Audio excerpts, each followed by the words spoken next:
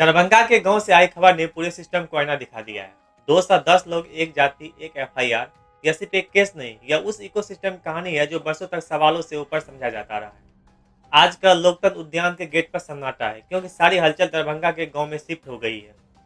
खबर आई है कि गांव के सभी 210 ब्राह्मणों पर एक साथ केस दर्ज हो गया है। यह सुनते ही गणित के शिक्षक भी चौंक गए होंगे। क्या वाकई में एक गांव में इतने ब्राह्मण एक ही समय एक ही एक्ट के लिए सहमत हो सकते हैं? अगर हाँ, तो इसे एकता की पराकाष्ठा ही कहा जाएगा।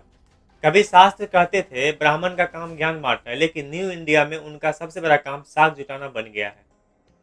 कल तक जो लोग जन्मना जायते शूद्र जैसे श्लोक सुनाकर कर्म आधारित व्यवस्था का पाठ पढ़ाते थे, आज उन्हें ऐतिहासिक सच्चाई से सामना करना पड़ रहा है। वर्ण व्यवस्था कोई लचीला मॉडल नहीं रही, वह जन्म पर आधारित अमानवीय संरचना रही है।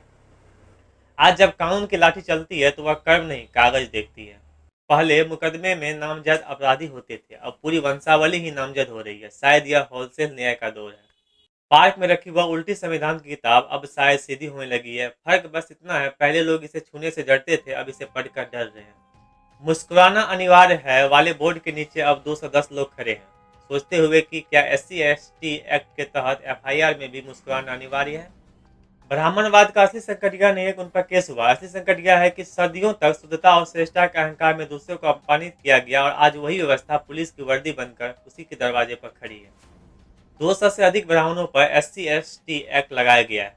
एफआईआर दर्ज कराने वाले से यह साबित कराया जाए कि जिन लोगों के नाम शामिल किए गए हैं वे घटना के समय वास्तव में मौके पर मौजूद थे। यदि केवल गवाही के आधार पर एफआईआर दर्ज की गई है, तो एफआईआर कराने वाले और झूठी गवाही देने वालों दोनों पर उल्टा मुकदमा दर्ज कर कड़ी कार्रवाई की जाए।